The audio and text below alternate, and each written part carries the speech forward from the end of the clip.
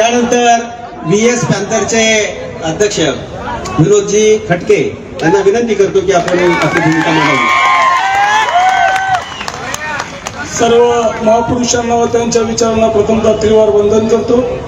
आजचा अनुसूचित जाती उपवर्गीकरण विरोधी मोर्चाला उपस्थित सरसेनानी आनंदराज आंबेडकर साहेब, माजी मंत्री बबनरावजी घोलप साहेब, अमनदादा आंबेडकरजी, मंचावरील सर्वच भंतेजी, सर्वच लोंढेताई व सर्व लातूरचे आणि बाहेर गावून आलेले सर्व ज्येष्ठ मंडळी, युवक मित्रांनो, मी जास्त काही बोलणार नाही.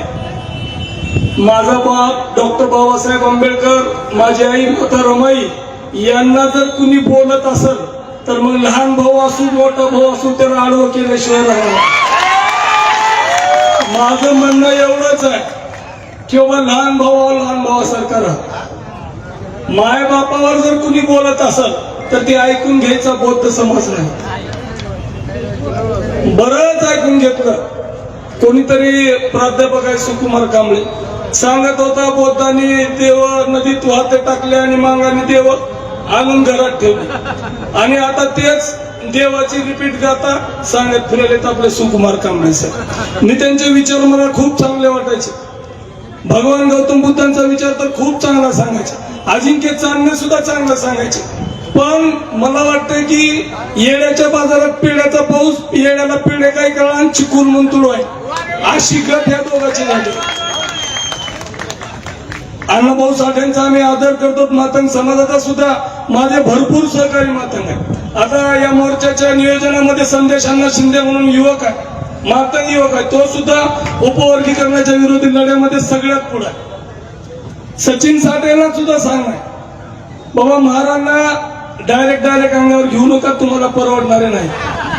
तुम्ही अण्णाभाऊ साठेचे खरे वंशज असतो तर आम्हाला काय वाटलं नसतं. तुम्ही त्यांच्या भावाचे नातो. खरे वंशज कोण असते तर आनंदराज आंबेडकर साहेब बघा. म्हणून सर्व माझ्या मातंग बांधवांना कळकळीची विनंती आहे, ट्रोल करताना सुद्धा थोडा विचारपूर्वक करा की आपण आपलं राहणं खाणं पिणं वागणं एकसारखं आहे. त्यामुळं वस्त्या सुद्धा आजूबाजूला आहेत. थोडं विचारपूर्वक बोला.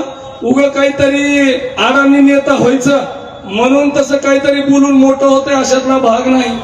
तुम्हा सर्वांना माझी या मोर्चाच्या निमित्तानं विनंती आहे की वर्गीकरण तर तुमच्या बापाचा बाप बी आला तर लागू होत नाही.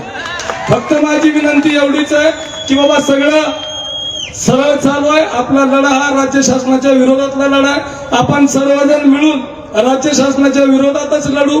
फक्त एकमेकात लढल्यावर तुम्हाला परवडणार नाही, हीच तुम्हाला विनंती करा या ठिकाणी आलोय. जाता जाता एवढंच सांगेन, सरसेनानी आनंदराज आंबेडकर साहेब आप संघर्ष करो,